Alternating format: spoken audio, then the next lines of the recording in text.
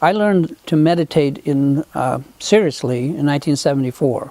I met Chögyam Trungpa Rinpoche, who was a great Tibetan Lama. Some people call him a Siddha. I would call him that, which means he's highly, highly developed being. That his response to everyone was always like really appropriate. For instance, your friend Bob Thibodeau and mine. I can remember Bob in Rackham Auditorium in Ann Arbor seeing Chögyam Trungpa smoking a cigarette. And he raised his hand and he says, Rinpoche, why are you smoking? Because like it was uncool to smoke, really.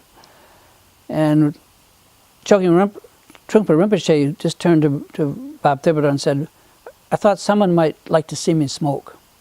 And that kind of answer. So he was like always right there. So he made a huge impression on me.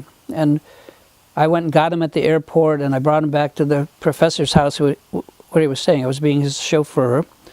And, you know, I was kind of hanging around because I really maybe shouldn't have been there. I was at the edge of the thing. They were all talking. And suddenly, they all left, except for Trungpa. He was going to take a nap. So I was letting them leave and not getting in their way. And I started to leave, and he says, Michael.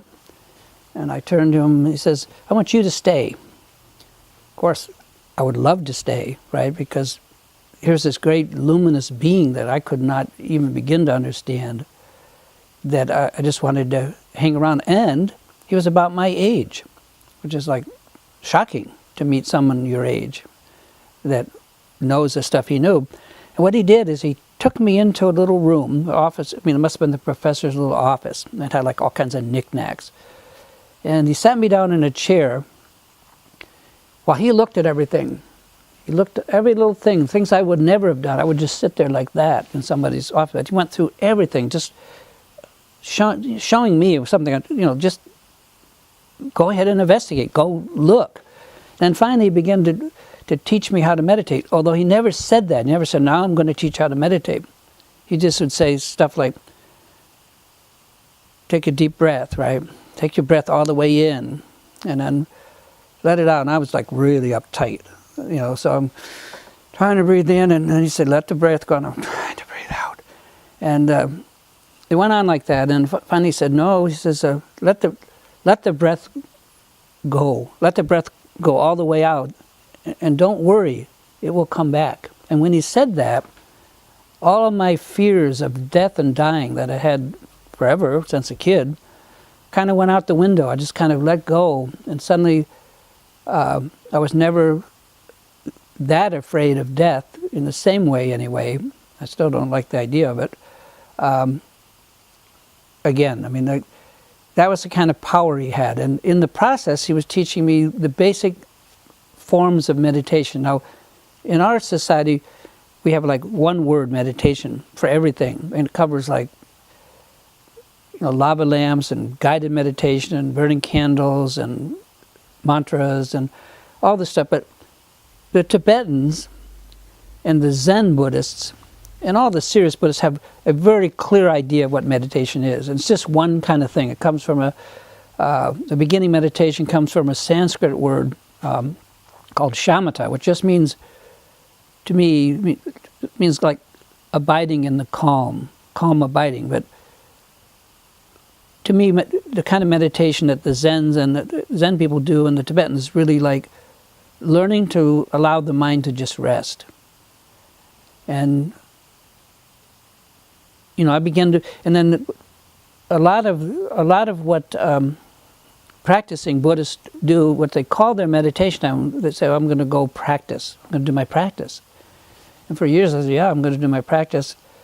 And I would go and do my practice. But it took me too many years. I don't even know if I want to tell you how many long years, but maybe 30-some years of practicing meditation to realize that the word practice meant practice, like you would practice a guitar.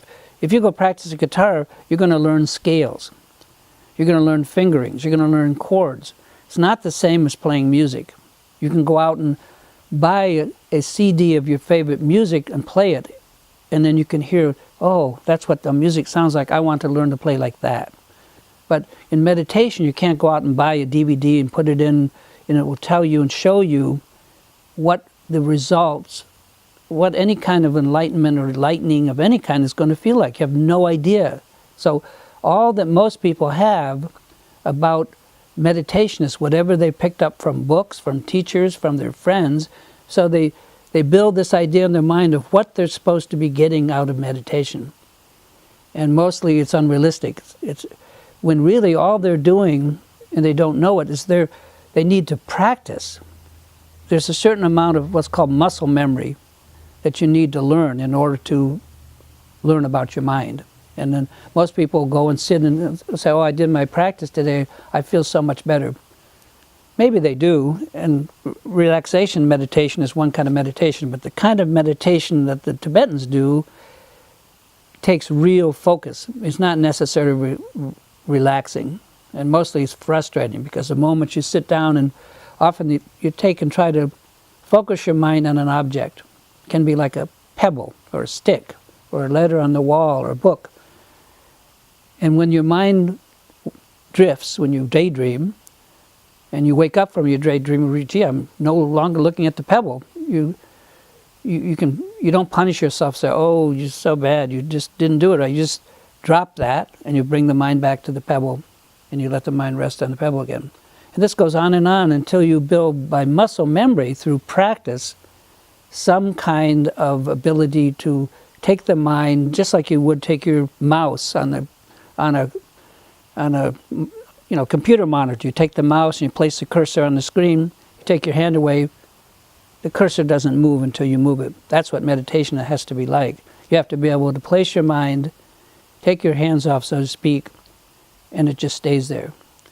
Well, for the longest time, I didn't understand that I was practicing. I thought that I was supposed to be getting enlightened, and I thought I was supposed to be getting something very directly out of each practice session. And it never occurred to me that the word practice was practicing meditation, not meditating.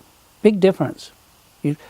We practice meditation, we don't meditate till we're done practicing. Like when you know all the chords and you can play without thinking on your guitar or synthesizer, then you're playing music. You're not practicing. But most people think that they're meditating when actually what they're doing is practicing meditation. And so it took me way too long because no one ever pointed it out to me. You know, they say, oh, go, you practice a half an hour, you practice an hour. I was really being frustrated by not, first of all, and I gradually built up that I didn't like to practice. I wanted to be a Buddhist, right? I wanted to be a Dharma person. But when every time the thought of, oh, you didn't do your practice today, or you have to do half an hour of this, it's not like I would leap with joy. I would say, oh, God, I just don't feel really good. Tomorrow I know I'll do it much better. I just don't do it today, right? So I did a lot of that. But anyway, that stretched on for, I think, 30-some years. Now think about that for a moment. That's painful. It's painful for me to even acknowledge it. It's just like, whoa, what was I doing? And the thing is that I was mostly just not doing much, and I was waiting out the practice time till it was done, so I could say I did it to myself. I didn't want to give it up because there was like some really good stuff there. I knew there was a baby in all that bath water, but damned if I could find it. So I'm just trying to give you an idea that my take on meditation is A, nobody does it. Even the ones that do it are just practicing it. Very, very few people know how to actually do it that I've met, other than Tibetans and people like that who can actually meditate. So how did I get into it? You know, obviously if it took me 30 years, I got into it really slowly, right? And painfully, very, very painfully. And so some years ago, I had a series of experiences where I suddenly understood how the mind actually works, where practice ends and where meditation begins, and how to meditate. And then from then on, I'm very joyful about my meditation because it's me, it's my responsibility. It's not like I'm doing it for this Lama or this teacher, or because I'm supposed to, because I think I ought to, or because I'd hate to say to my friends, well, I kind of gave that up because I didn't like it. It wasn't really much fun. If the truth would be, no, it's not fun at all, any more than playing guitar. Unless you really want to play music, are you going to learn all those chords and learn all those scales and play scales for a year? Who's going to do that? musicians are going to do that. But even among musicians, a lot of them are still just practicing music, and they aren't really playing yet. So I don't. Hopefully that's helpful. I mean, that's interesting insight.